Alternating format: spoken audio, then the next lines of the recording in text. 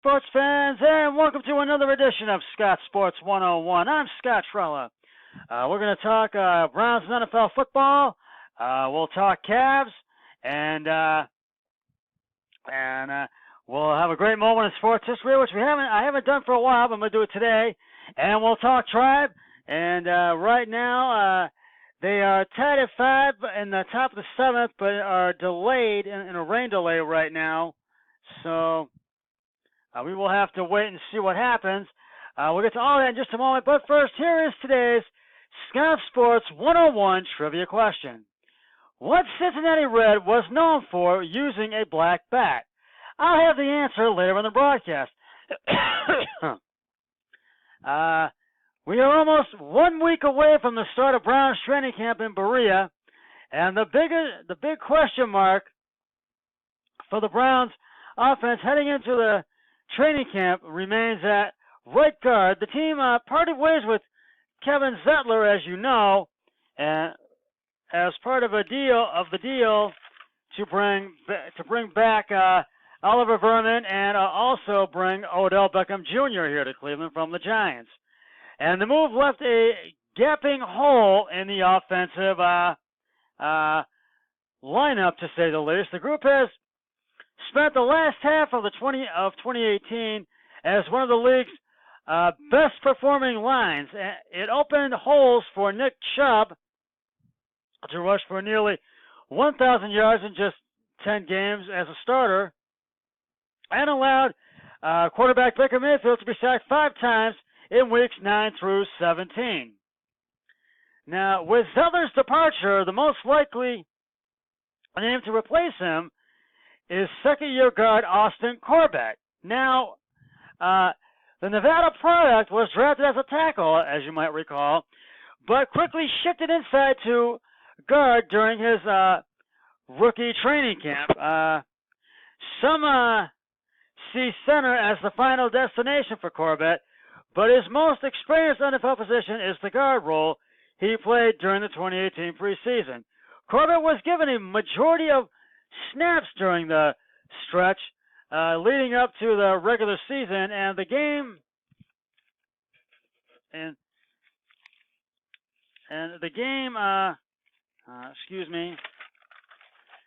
tape can allow us to see how he might slide into the right guard role for 2019. And the film is limited. The film's limited, but go on Cleveland Browns the Cleveland Browns Google site, and let's see what we can learn from Corbett's film and decipher how the Browns might use him this season. So go there and see what you can learn. You'll find out. And I really feel Corbett really put up some big numbers last year, and he knew how to run the pocket. Now, whether he gets this role or not is really going to determine during training camp and the preseason. And he really knew how to run the pocket last year, and he knew how to be inside of it. And I think that he has a great chance and a great shot to play to be the guard in the offensive guard in the upcoming regular season, determining on how he does during training camp and the preseason. So we're gonna have to really we'll have to watch Corbett and see what happens this season, training camp and preseason, and because I feel he has a really good chance to be the starting offensive guard for the Browns this upcoming season. So I'll keep you posted on that, and we'll see what happens when training camp opens on July 25th and goes through August 21st. That also the preseason as well, and the first training camp session is sold out, but there are tickets still available for the other 14 that the fans are allowed to attend. So if you want to get tickets to a training camp, you better jump on them quick, because they are going to go like hotcakes. And I'm saying that because my friend Matt Murphy tried to get tickets for the first one, so and he was not able to be successful in getting one. So You got to jump on them quick if you want them. So, turning now to the Cavs. The Cavs have waived guard J.R. Smith. Cavs General Manager Koby Altman announced today from Cleveland Clinic Courts. Smith, 6'6",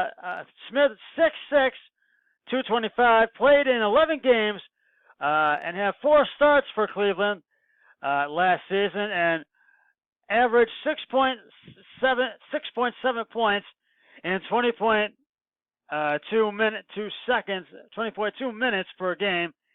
He was originally acquired by the Cavaliers in a 3-team trade with the New York Knicks and the Oklahoma City Thunder on January 5th, 2015. His 4+ seasons with the team, he appeared in 255 contests, 222 starts, averaging 10.3 points and 2.9 rebounds in 29.3 minutes per game. Smith was a starter on the Cavaliers' 4 consecutive NBA Finals teams from 2015 to 2018, and included the franchise's first first ever NBA championship in 2016. And this comes as no surprise to me and to all Cavs fans in general. And because I think we knew it was important for the Cavs to trade J.R. Smith, and I think we'll have to see what we can get for him. Because I think if we'd have kept him, we would have had to extend his contract and pay him a lot more. And I feel this was a good move by the Cavs. And Smith has said he enjoyed his stay here in Cleveland and his time with the Cavs and winning the Cavs' first NBA championship for the city of Cleveland in 2016. And he thanks the Cavs and the Cavs fans for the 4 years he spent with the Cavs in Cleveland. So, I say thank you, J.R. Smith, and I tip my hat to you. And we wish you well, whichever team acquires you next, or you sign with. So we wish you well, JR. And I think we knew this was going to come. And again, as I said, this comes as no surprise to me, and it comes as no surprise to the Cavs fans as well. Now we have a great moment in sports history today, and it all goes back to April 8th, 1974. It goes back to, and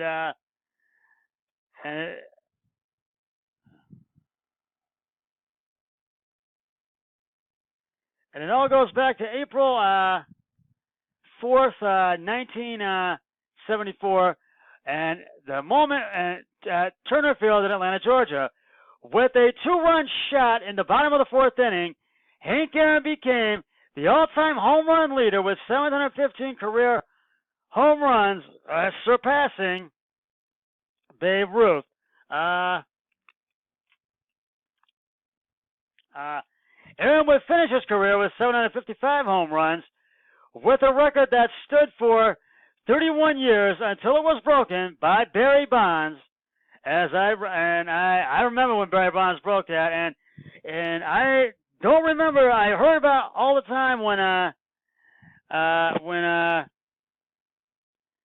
Hank Aaron had 715 home runs, and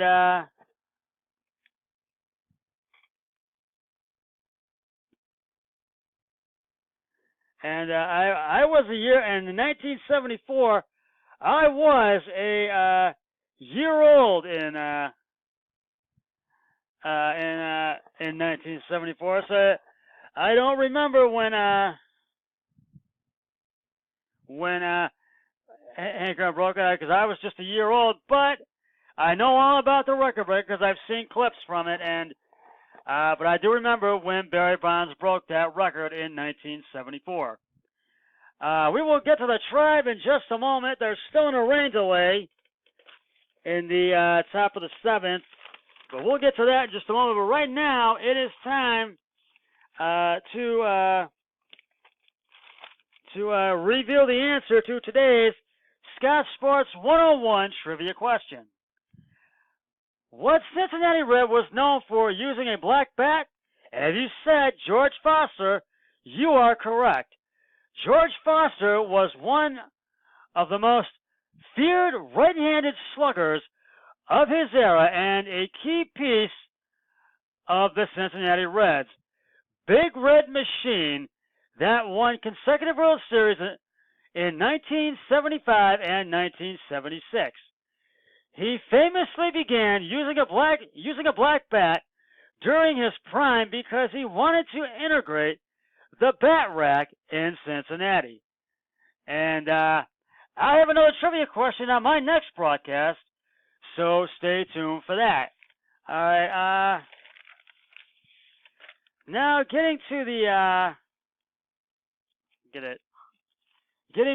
tribe. The Indians and the Detroit Tigers are tied at 5 with 2 out in the top of the 7th, but are in a rain delay right now. And the Tribe has scored 2 in the 2nd, 1 in the 5th, and 2 in the 6th. Carlos Santana and Francisco Lindor have both hit home runs in tonight's game, and Trevor Bauer has been on the hill for the Tribe tonight, but the bullpen has taken over. But right now they're in a rain delay. We'll have to see if they will resume play, if they will be able to take the tarp off the field if the rain should subside. And so we'll see if they will resume play. Or if not, they may have to call it because it's in the top of the 7th. So it would be a complete game. It would end up a tie, but we would have to may have to finish up tomorrow morning. Or it'll be probably tomorrow morning because then they would have to play a game, I think, tomorrow evening. So I'll keep you posted. We'll see how the outcome of this game, and I'll keep you posted on it. And getting back to the Cavs and J.R. Smith, and I feel this is because we're almost out of time. Here are my final thoughts. I feel that it was important for the Cavs and a good move for the Cavs to trade J.R. Smith today, and I just feel this is going to work to the Cavs' advantage because they're going to not have to extend J.R.'s contract and give him more money, but I think they're going to be able to find someone to really fill that slot and really improve also the backcourt as well, which they have done. But I think it's going to be another rebuilding year for the Cavs, and I really feel it's going to be at least 2 to 3 years before they're back in the playoffs. But we'll see what happens. And I still really feel that Austin Corbett has a really good chance to really be the guard in the offense, the offensive guard this season with the Browns in 2019. And we'll see what happens with that in training camp and the preseason. Well, that's just about going to wrap it up for this edition of Scott Sports 101. I'll be back with another podcast on most likely probably on Thursday. But until then, always remember, be a team player each and every day in every way possible. So long, everybody. 3, 2, 1. I'm done.